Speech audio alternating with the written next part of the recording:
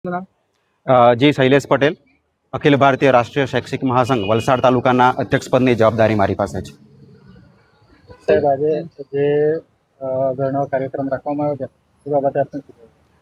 જી આપને કહેવાનું મન થાય છે કે નામદાર સુપ્રીમ કોર્ટે એક લઘુમતી શાળાની મેટર અનુલક્ષીને એક નિર્ણય આપ્યો છે કે જેમાં 2010 પહેલાંના દેશના તમામ શિક્ષકોએ ટીચર એલિજિબિલિટી ટેસ્ટ ટેટ પરીક્ષા જેને આપણે ઓળખીએ છીએ એ ફરજિયાતપણે આપવાની રહેશે. ત્યારે અમે એ નામદાર સુપ્રીમ કોર્ટનો કોઈપણ ચુકાદાનો વિરોધ કરવા માટે નહીં ઉપસ્થિત થયા નથી, પરંતુ માનનીય વડાપ્રધાન શ્રી નરેન્દ્રભાઈ મોદી અને માનનીય શિક્ષણ મંત્રી શ્રી ધર્મેન્દ્ર પ્રધાનજીને એક શિક્ષકોની લાગણી એક આવેદનપત્ર રૂપે માનનીય કલેક્ટર શ્રી મારફતે તમામ આજે રાજ્યની દરેક જિલ્લાઓ અને દેશની તમામ શાળાઓના શિક્ષકો આજે 18 તારીખે આ ધરણા કાર્યક્રમ અને આવેદનપત્ર આપવાનો કાર્યક્રમ કરી રહ્યા છે.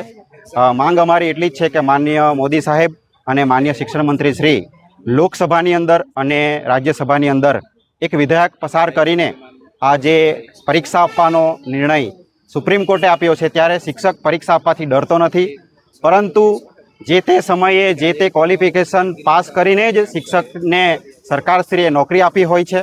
એ ઓલરેડી ક્વોલિફાઈ હતો, એ શિક્ષિત હતો, એ વેલ એજ્યુકેટેડ હતો, ખૂબ ઊંચી ટકાવારી હતી, તો જ એને શિક્ષકની નોકરી મળી હતી. પરંતુ હવે ફરીથી એણે જ્યારે પરીક્ષા આપવાની થાય ત્યારે બની શકે કે એક ટોપર વિદ્યાર્થી હોય, પરંતુ એને 5 વર્ષ બાદ પછી એ જ પરીક્ષા આપવાનો વાર આવે તો એ બની શકે કે ટોપ ન કરીને છેલ્લા 10ની અંદર પણ નંબર લાવી શકે. ત્યારે મનોસ્થિતિ પરિસ્થિતિ બધી બદલાતી હોય છે. ત્યારે અમારી એટલી જ માંગ છે કે શિક્ષકોના આ લાગણીને સમજવામાં આવે અને ટેટમાંથી મુક્તિ આપવામાં આવે. જી, જો આપની માંગ સંતોષવામાં ન આવે તો આપ કયા પગલાં? જી, અમારી માન્ય અમારા જે પ્રાંતની ટીમ અને દેશની ટીમે જે નક્કી કર્યું છે એ પ્રમાણે આગળની અમારી રણનીતિ ચાલુ રહેશે.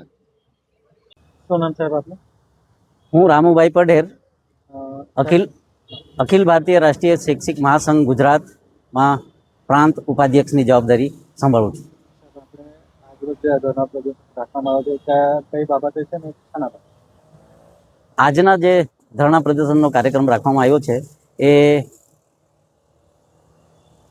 સુપ્રીમ કોર્ટના આદેશને ધ્યાનમાં રાખીને જે શિક્ષકો 2010 પહેલાંના છે એમને જે ટેટ પરીક્ષા પાસ કરવાની જે વાત કરી છે અને એ જે ટેટ પરીક્ષા પાસ થાય તો જ એના ઉચ્ચતર પગાર ધોરણ અને જે પ્રમોશન કહેવાય અમારા ઉચ્ચતર પગાર ધોરણ એ પણ મળવાના છે આના પરથી.